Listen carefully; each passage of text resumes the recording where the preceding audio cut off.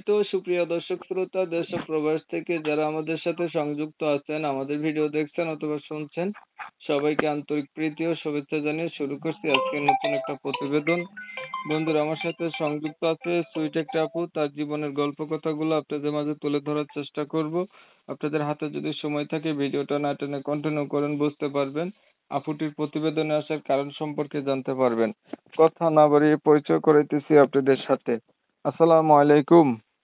ওয়ালাইকুম আসসালাম। কেমন আছেন আপু? আসসালামু আপনি আলাইকুম। ভালো আছেন? হ্যাঁ, আছি ভালো। ভালো আছেন? এই তো আলহামদুলিল্লাহ আমি ভালো আছি। ভালো আছেন, ভালো থাকবেন, ভালো থাকাই কামনা করছি। তবে শুনতে হুম। চাচ্ছিলাম আপনার প্রতিবেদনে আসার কারণ কি ছিল, কেন আসছেন?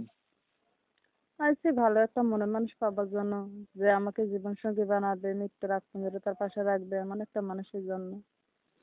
আপনাকে মনের মানুষ বানাবে, মৃত্যুর আগ পর্যন্ত আপনার পাশে রাখবে, এমন একটা মনের মানুষের জন্য আসছেন। আপনার জি। কি এমন মনের মানুষ নাই? এমন মন মানুষ থাকলে কি হবে? এখনো যুগটা পড়তে খারাপ। এখনো যুগে মানুষের বাটপারি, সিটিংবাজি 2 নম্বরে করে বেশি, এরকম তাই মানুষকে বিশ্বাস করা যায় না।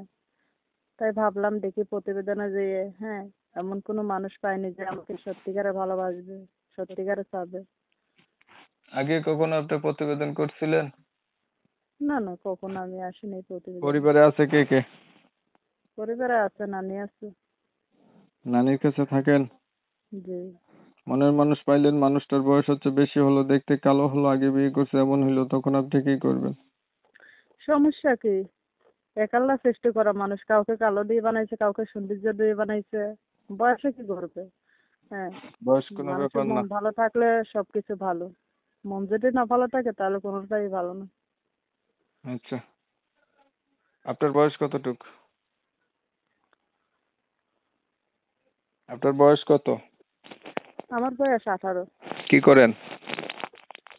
এই যখন যেটা পাই তখন সেটা করি। প্রথমে লেখাপড়া ব্যবসায়ী করছেন? কাজ করি। হ্যাঁ। কতটুক করছেন লেখাপড়া? লেখাপড়া অতটা বেশি পড়ি নাই। এই 3 পর্যন্ত পড়ছি তাই। তো একদম বেশি পড়ে আলাইছেন বহুত। হ্যাঁ।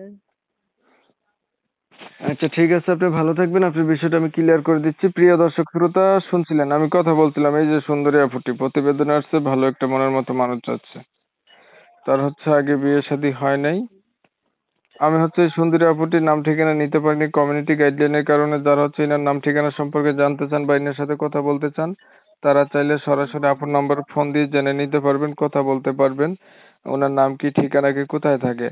তো আপনারা জানেন আমি এই ধরনের ভিডিও দিই। ভিডিও যদি ভালো লাগে একটু লাইক টাইক দিয়েন, শেয়ার দিয়েন, ইমো মেসেঞ্জারে ছড়াই দিয়েন। সবাই ভালো থাকবেন, সুস্থ থাকবেন। আল্লাহ হাফেজ।